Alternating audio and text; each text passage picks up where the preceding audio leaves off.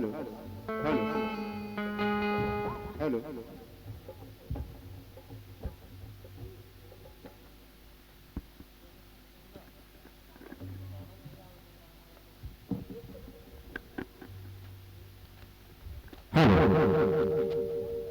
Paper जोरदार चालू होना चाहिए संवारी इस फिर कोई दीवाने हुए कोई मजनू हुए कोई अफसाने हुए और इसके कोई परवाह नहीं हुए। और जब ऐसे गीत प्रेम के गीत चलते तब हम अंतस में आवाज करते कि हर एक रोक ला रेगिस्तान की जरूरत होते, हर एक रोक ला रेगिस्तान की जरूरत होते, हर एक तारा में एक आसमान की जरूरत होते। मैं जानता हूँ कि वो मर्दों नहीं जी सके कब्र की हर एक दिल एक जान की जरूरत होते, हर एक दिल एक जान की जरूरत होती। आपके बीच में बहुत सारा परिवार लगातार मंचन प्रस्तुत करते हैं। ऐसा ही आपका लाभ पसंद आते ही आइए रंग सागर के अगली कड़ी के रूप में और चूंकि अंतिम पड़ाव की ओर है तो आओ आप उनके बीच में नए किस्म के रूप में नई गीत आप चंद्र भर के बीच में प्रस्तुत करते हैं। तो जोरदार और भावदार ताली होना चाहिए हमें से प्रस्तुत है ये गीत। Hello hello hello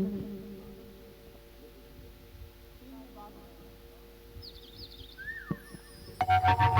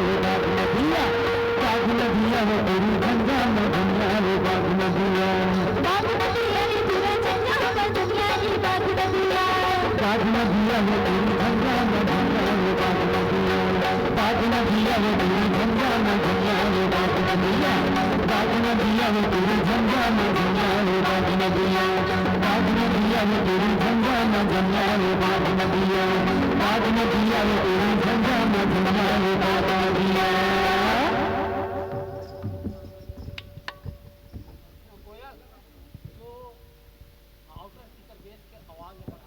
hello hello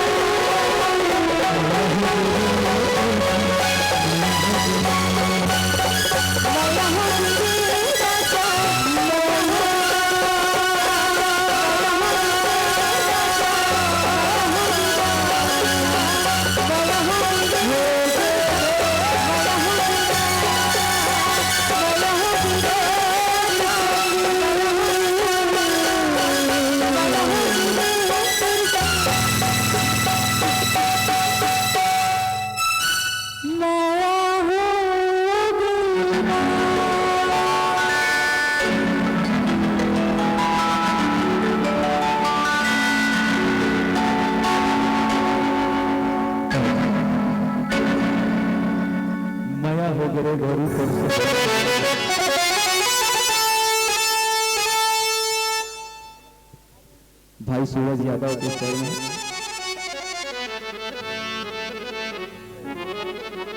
कथे कि कौन कथे माया एक बार होते, अरे कौन कथे माया एक बार होते, और मैं तुला जत्ता बार देखो, मैं तुला जत्ता बार देखो, माया उतना बार होते, माया उतना बार होते। यही माया के रीत है, यही माया के प्रीत है।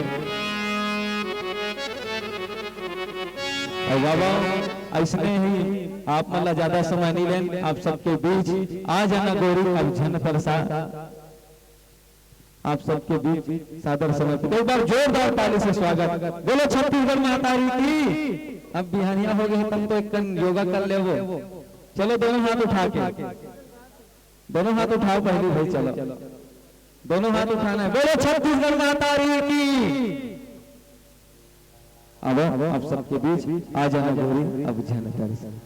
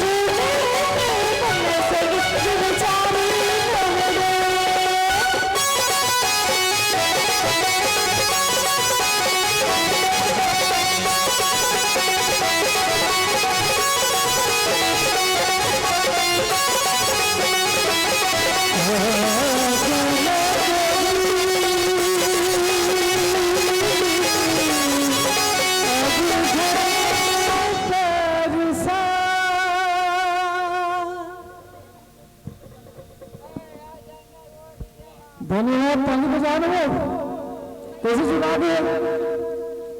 एक बार जोरदार ताली हुई तो ग्रुप जो रात में किसे बात थी। हेलो अब एक अंतिम गीत फिर आप सब लोग सादर विदाई। खबर मेरा भलो सवेरे हो गए 5 बज गए। कुछ समय बाद हम सब विदा लेना है। खबर बहुत रात से भी चला था। आप सबसे यही दुआ है, प्रार्थना है कि भगवान आप सब लोग खुश रखे, हमेशा हंसते रहो, मुस्कुराते रहो। कथे हंसना जिंदगी है, हंसकर गम भुलाना जिंदगी है। हंसना जिंदगी है, हंसकर गम भुलाना जिंदगी है। अरे जीत कर हंसे तो क्या हंसे, अरे जीत कर हंसे तो क्या हंसे। हार कर खुशियां मनाना जिंदगी है, हार कर खुशियां मनाना जिंदगी है। हर हाल में हंसना है, हर हाल में मुस्कुराना है। और ऐसे ही हंसते हुए मुस्कुराते हुए हम सब रंग सागर आप सब विदाई के लिए चलथन। एक गीत के बाद और जिन जिन ला झूमना नाचना है ना, यही गीत के अवसर आप सब ला चलो झूमे के अवसर है, नाचे के। जतका जन इच्छुक हो अपन अपन जगह में अब सादर आमंत्रित है नाचे बर।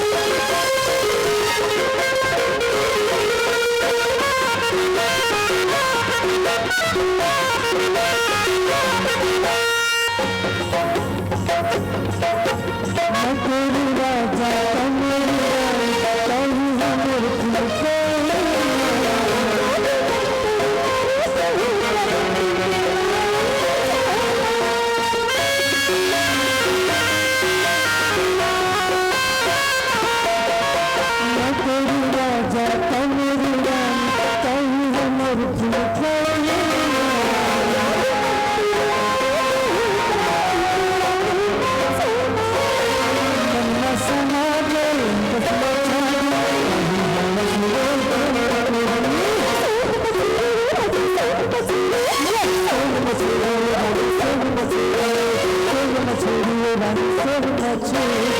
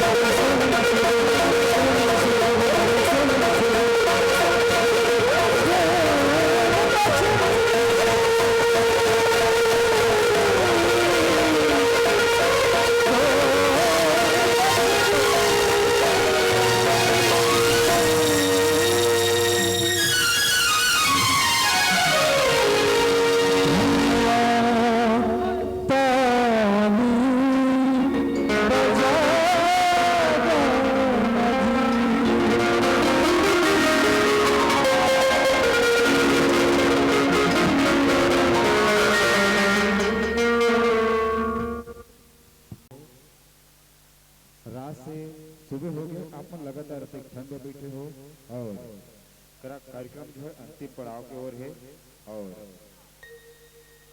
एक गीत के साथ आप जम्मू झन से विदा लेबो। एक बार जोरदार ताली के साथ स्वागत कीजिएगा।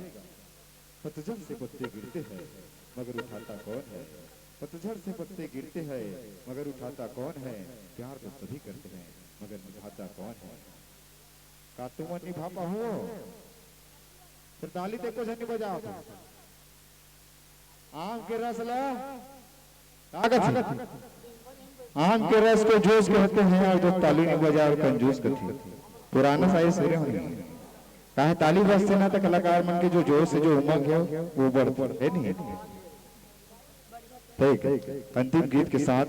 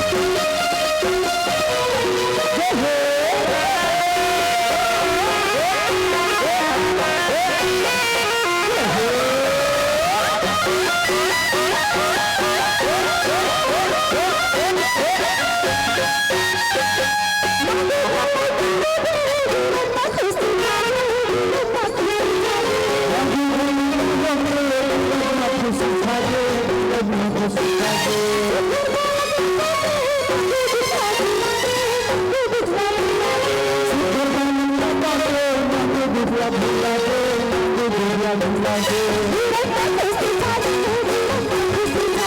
मांगू बिटिया भूला के मांगू बिटिया भूला के